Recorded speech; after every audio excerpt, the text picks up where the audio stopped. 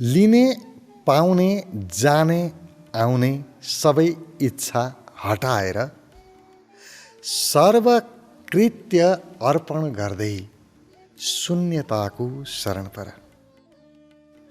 अति महत्त्वपूर्ण ध्यानको सूत्र। हामी इच्छाले भरिएका छौँ र यिनै इच्छाहरू पूर्ति गर्नको लागि विचार जन्मिन्छन्। बिना इच्छा विचार आउँदैन। जब इच्छा पूर्ति हुँदैन अनियन्त्रित विचारहरू जन्मिन्छन् र हामी अनियन्त्रित विचारकै एउटा पोको जस्तो भएको अनुभव गर्छौँ। हाम्रो जीवन अनियन्त्रित विचारको पोको जस्तो भएको छ। हाम्रो मन, हाम्रो विचार कता गइरहेको छ हामीलाई थाहा पनि छैन। यो के कारणले भयो? इच्छाहरूको कारणले भयो। यदि जीवनमा शान्ति चाहिन्छ, शान्तिको अनुभव गर्नु छ भने इच्छालाई त अलि पर सार्नै पर्छ। एकैछिन भए पनि इच्छा रहित जीवन बाँचौँ। म छु तर इच्छा छैन। धेरै बेरलाई होइन, थोरै बेर त अभ्यास गरेर हेरौँ। अलिकति पनि अभ्यास गऱ्यौँ, पल दुई पल पनि इच्छा रहित अवस्थाको अनुभव भयो भने जीवनमा बत्ती बल्छ, चमत्कार हुन्छ, नयाँ रस उत्पन्न हुन्छ, जीवनमा आनन्दको सञ्चार हुन्छ,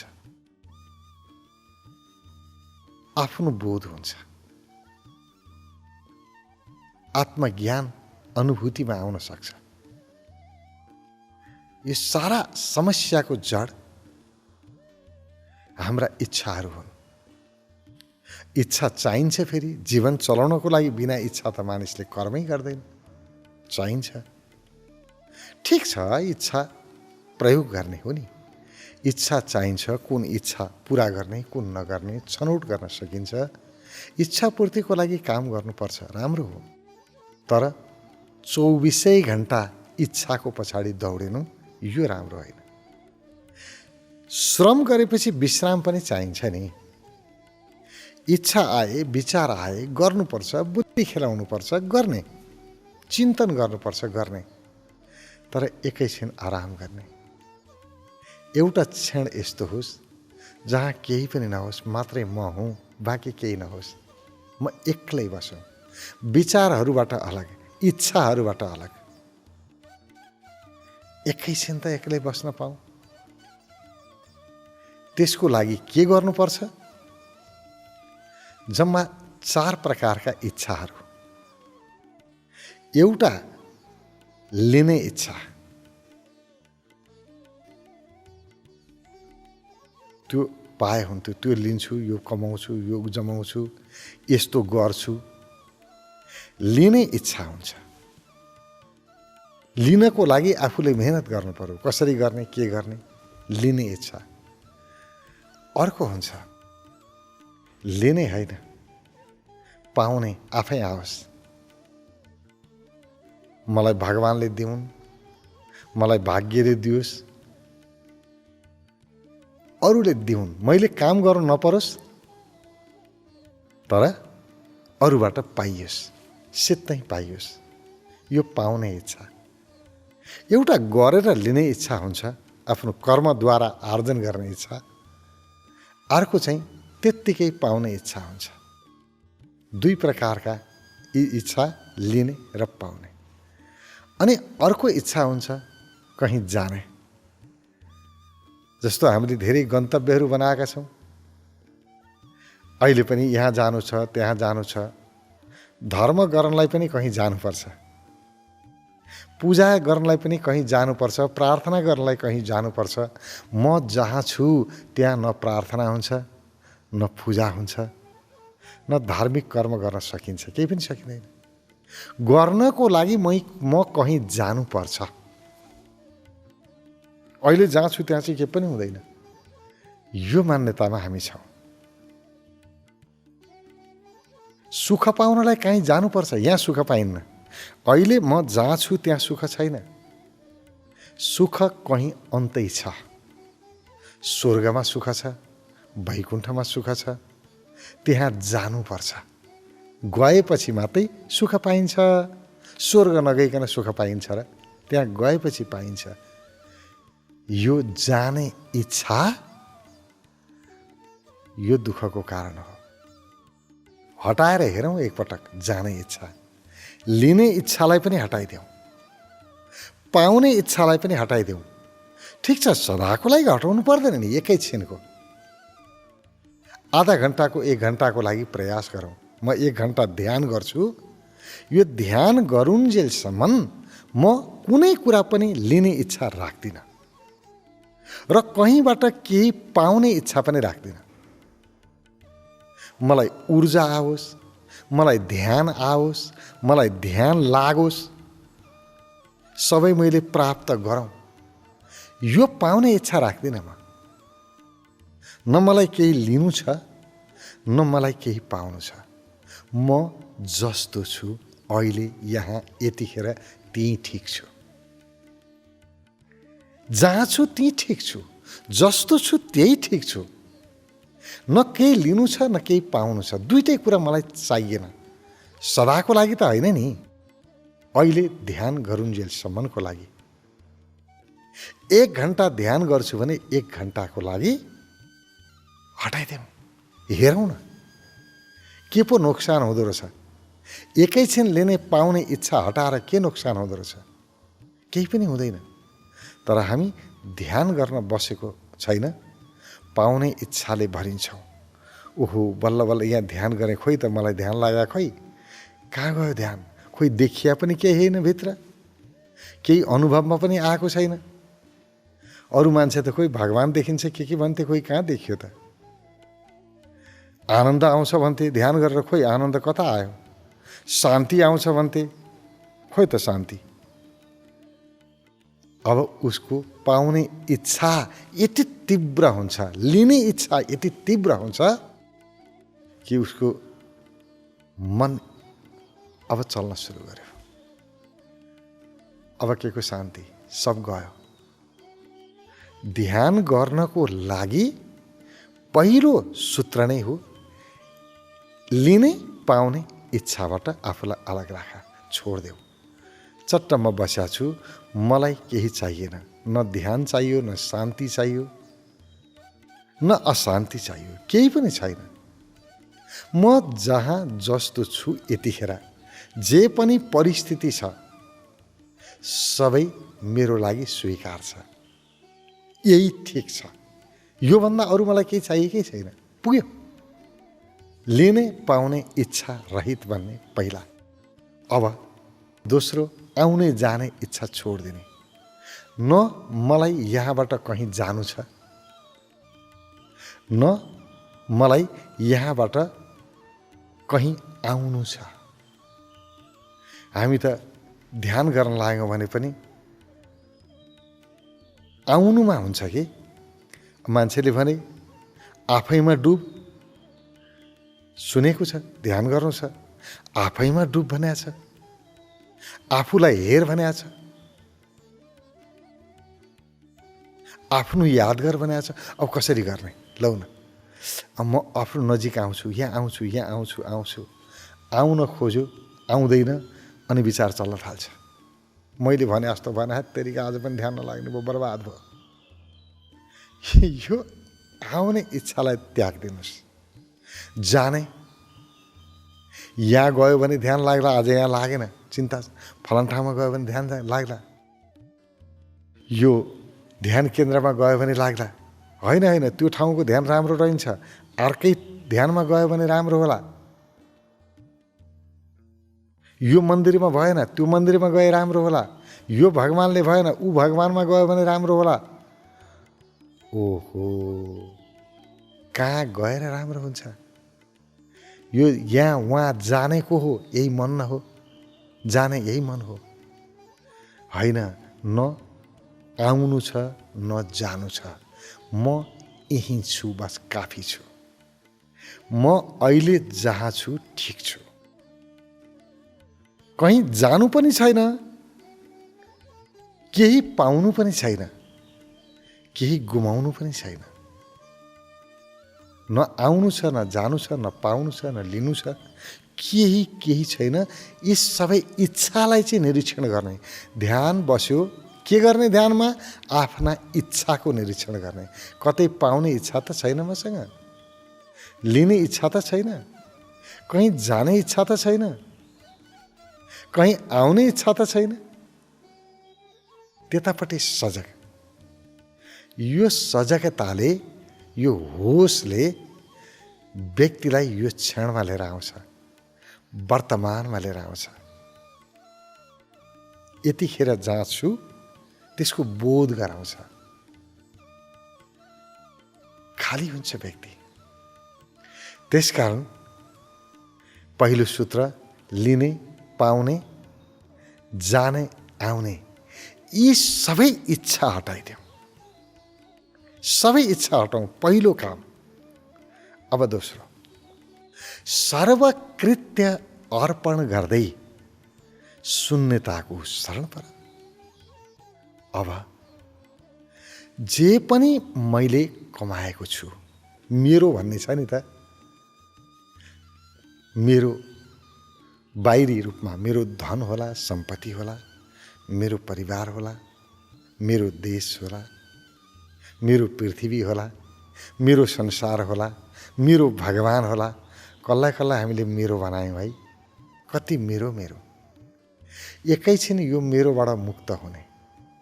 छोडिदिनुहोस् मेरोलाई।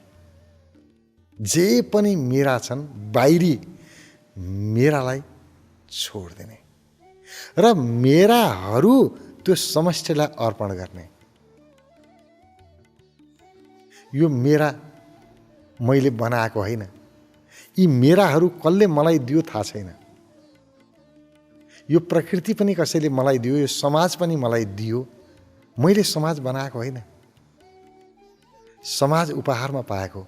मैले परिवार बनाएको होइन, मेरो बुवा आमा मैले बनाएको होइन, मैले उपहारमा पाएको। यी मेरा मैले बनाएको होइन। त्यसकारण यी मेराहरूबाट, मोहबाट बिस्तारै अलग हुँदै जाने। पहिला बाहिरी कुराहरू, त्यसपछिबाट अब मेरो शरीर, मेरो मन, मेरो भावना, अनि अर्को मैले गरेका राम्रा कामहरू, मेरा कर्मका फलहरू, मैले दान गरेको छु, मैले धर्म गरेको छु, मैले मन्त्र जपेको छु, पाठ पूजा गरेको छु, ईश्वर आराधना गरेको छु, म विद्वान छु, पढे लेखेको छु, मलाई शास्त्रको ज्ञान छ, म ज्ञानी हुँ, इत्यादि कमाई, यी जीवनको कमाई हो। यो मेरो कार्यबाट, कृत्यबाट उत्पन्न भएको कमाई। त्यसकारण यो सूत्रले के भन्छ भने, सर्वकृत्य, कुनै पनि क्रियाबाट, कर्मबाट मैले जे उपलब्धि लिए त्यो सम्पूर्ण उपलब्धि अर्पण गर, केही बाँकी नराख। तोदीयम वस्तु गोविन्दम तुभ्यमेव समर्पयत। यो सारा सब मेरो हो र तिमीले दिएका हो नि त। त्यसकारण म तिमीलाई नै अर्पण गर्छु। यो दानको भाव हो, दान दिने। सर्वकृत्य त्यसले मात्रै अर्पण गर्न सक्छ जुन व्यक्ति प्रेमल छ। प्रेमले, भक्तिले जो भरियो उसले मात्रै सम्पूर्ण कृत्यलाई अर्पण गर्न सक्छ। होइन भने अर्पण हुँदैन। मनले दिउँ भनेर हुन्छ र?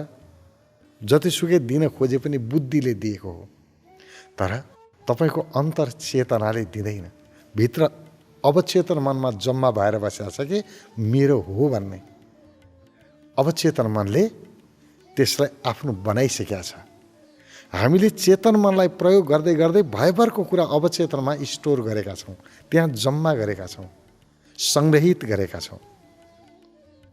त्यसकारणले प्रेमभन्दा बाहेक अरू कसैले पनि अवचेतन मनमा भएको, जम्मा गरेर राखेको सम्पत्ति दान गर्न सक्दैन। बाहिर कहाँ सम्पत्ति छ र? बाहिरको सम्पत्ति दान गर्नुहोस् नगर्नुहोस् तपाईँको अलग कुरा हो। असली सम्पत्ति मनमा जम्मा गरेर बसेको छ। यो मेरो, यो मेरो, यो मैले गरेँ, मैले यति गरेँ, म यो हुँ, ऊ हुँ, के हुँ, के हुँ, सब जम्मा गरेर बसेको छ मनमा। त्यो पछि अवचेतन मनमा गएर बसेको छ। त्यसलाई निकाल्नको लागि भक्तिको अलावा अरू विकल्पै छैन। यस्तो भावले भरियो व्यक्ति गदगद भयो हृदय, प्रेमले यति लबालब भयो।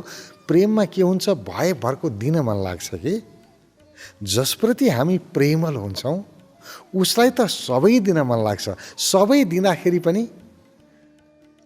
अझै त्यो सबै अरू दिन मन लाग्ने कि जति दियो त्यति दिन मन लाग्ने। यो प्रेम छ नै त्यस्तै। कुनै पनि दान प्रेमबाट उत्पन्न हुन्छ। तर हामी अहङ्कारबाट दिएको दानलाई पनि दान मान्छौँ, तर त्यो दान होइन। अहङ्कारबाट दिने दानलाई चाहिँ व्यापार भनिन्छ। मैले यति दान दिएँ, अब मलाई कति सम्मान दिन्छ, कति इज्जत दिन्छ, कस्तो प्रकारको प्रमाणपत्र पाइन्छ, दोष सल्लाह उडाउँछ कि उडाउँदैन, मैले दान दिएको कसले कसले थाहा पाए, थाहा पाउने मान्छे छन् कि छैनन्, मैले दान दिएको देख्ने हेर्ने मान्छे छन् कि छैनन्, ताली बजाउँछन् कि बजाउँदैनन्, यो त व्यापार भयो। यो अहङ्कारबाट प्रेरित भएर दिने दान, यसको अर्थ छैन। त्यसो दान के प्रेमबाट अभिप्रेरित भएर, जहाँ प्रेममा दिइन्छ त्यहाँ चाहिँ के लिने कुरा रहँदैन, त्यहाँ प्रमाणपत्र चाहिन्न, त्यहाँ सम्मान चाहिँदैन, त्यहाँ त हृदय खन्याउन मन लाग्छ, पोख्न मन लाग्छ। भयभरको आफ्नो त सबै दियो चढायो, आफैलाई चढाउन मन लाग्छ, आफैलाई अर्पित गर्न मन लाग्छ। बलि राजाको जस्तो, बलि राजाले आफूसँग भएको सारा सम्पत्ति त दिए, भौतिक सम्पत्ति पनि दिए, बौद्धिक सम्पत्ति पनि दिए। भौतिक सम्पत्तिको अर्थ अथवा पृथ्वी, त्यहाँ पृथ्वी र आकाश दिए भन्ने कुरा आउँछ। पृथ्वीको अर्थ देखिने भौतिक सम्पत्ति, आकाशको अर्थ नदेखिने बौद्धिक सम्पत्ति। यो सबै चढाए र पनि पुगेन, दिने मान्छेलाई त्यतिले पनि पुग्दैन। अन्त्यमा आफैलाई चढाइदिए, शिर दिए, आफैलाई चढाए। प्रेम यस्तै हुन्छ, सबै कुरा दिएर पनि दिउँ लाग्छ, आफैलाई अर्पण गर्न मन लाग्छ। हो, यस्तो दान हुनुपर्छ। सर्वकृत्य जति पनि कर्म, जन्मदेखिको मैले कर्म गरेर कर्म फल आर्जन गरेको छु, सम्पूर्ण म दिन तयार छु। मेरो अचेतनमा अवचेतनमा भएका जम्मा गरेर राखेको सम्पत्ति सारा अर्पण, ईश्वरलाई अर्पण गर्ने। यहाँ यसले के भन्छ, जसप्रति तपाईँको टाउको झुक्यो, जहाँ तपाईँ अनुग्रहित भावले नतमस्तक हुनुभयो, प्रेम भावले जहाँ आह्लादित हुनुभयो, जसको कारणले तपाईँको लागि उही ईश्वर हो। प्रेम नै ईश्वर हो। त्यसकारण त्यो प्रेममा मात्रै सम्पूर्ण अर्पण गर्न सकिन्छ, सारा अर्पण गर्ने। र यसले भन्छ सर्वकृत्य, सबै कृत्य अर्पण गर्दै शून्यताको शरण पर। शून्यताको शरणको अर्थ खाली, अब मसँग दिने केही पनि छैन, जे थियो सबै दिए। जुन भकारी बनाएको थिएँ मैले मेरो अवचेतन मनमा, त्यो सारा भकारी मैले निकालेर फाल्दिएँ, अर्पण गरेँ। त्यो पनि फाले पनि होइन, मैले दिएँ पनि होइन। प्रेममा दिएँ यादै रहँदैन, सबै जान्छ, सबै दिन मन लाग्छ, तर दिएँ भन्ने भावै रहँदैन। मैले दिएँ भन्ने अहम अलिकति पनि रहँदैन। अझै दिन सकिन चाहिँ भन्ने हुन्छ। आमा बाउ जस्तो के छोराछोरीको लागि कति गर्छन्, जीवन नै बच्चाको लागि अर्पण गरेका हुन्छन्, आफ्ना छोराछोरीको लागि सारा कमाई जीवनभरिको त्यही छोराछोरीको लागि। तैपनि भन्छन् अरूका छोराछोरीले कति पाए, कति गरे, मैले त आफ्नो छोराछोरीलाई केही गर्नै सकिनँ, आफूले गर्न सकिएन, के गर्ने, अझै सकिएन। हेर्नुहोस् त, जीवन नै दिइसक्यो तैपनि सकिएन भन्छन्। प्रेम यस्तै हुन्छ, सबै अर्पण गर्न मन लाग्छ। त्यसरी अर्पण गरेपछि अब बाँकी मसँग के रह्यो? केही पनि रहेन। अब शून्य बाँकी रह्यो, खाली, केही बाँकी छैन। मेरा जन्म जन्मका कर्म फलहरू सबै मैले अर्पण गरेँ। जुन जन्म जन्मदेखि मेरो हो भनेर मैले मेरो मनमा सङ्ग्रह गरेर राखेका थिएँ, अचेतन मनमा अवचेतन मनमा जम्मा गरेर राखेको थियो, त्यो सबै निकाल्यो। मेरो भक्तिले, मेरो प्रेमले सब निकालेर अर्पण गरिदियो। अब म शून्य भएँ, खाली भएँ, निर्भर भएँ। अब कुनै कमाइ छैन, न पाप न धर्म, न राम्रो नराम्रो, केही पनि छैन। पुरै त्यो खालीपनको, त्यो निर्भरताको, त्यो शून्यताको शरण पर। अब मसँग अरू विकल्प पनि छैन। केही भए पो त्यसको शरण पर्नु। पुण्य भए म स्वर्गको शरण पर्न जान्थेँ होला। न भगवानको शरण पर्नु छ, न पुण्यको। पुण्य नै छैन, पुण्य नभइकन भगवानको शरणै पर्दैन भनेको छ। पुण्य पनि मैले अर्पण गर्दैन, केही बाँकी राखिनँ। पुण्यको कुरा के, मैले आफूले आफैलाई अर्पण गरेँ, बलि राजा जस्तो सबै दिएँ। अब के बाँकी रह्यो? अब मात्रै शून्य रह्यो। मै रहिनँ, खाली भएँ। हो त्यही खालीपनको शरण पर। त्यही हो असली मोक्ष, असली मुक्ति। त्यही मोक्षको शरण पर। कति प्यारो सूत्र एक पटक फेरि दोहोऱ्यौं। लिने पाउने जाने आउने सबै इच्छा हटाएर सर्वकृत्य अर्पण गर्दै शून्यताको शरण पर।